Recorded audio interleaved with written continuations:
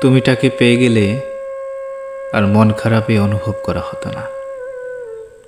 ভীষণভাবে ভেঙে গেলে তাকে মনে করে দুই দণ্ড অস্ত্র করাতো না।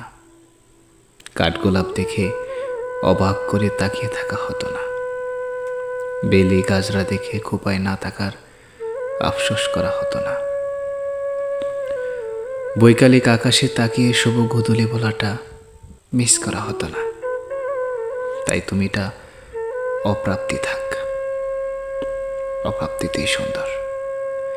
তুমিটাকে পাইনি বলে আজ আমি সব কিছু বুঝি, ছলনা বুঝি, অভিনয় বুঝি, ঠকে যাওয়া বুঝি। বুঝি কাউকে ভীষণ করে ভালোবাসলে শুধু অবহেলা মেলে।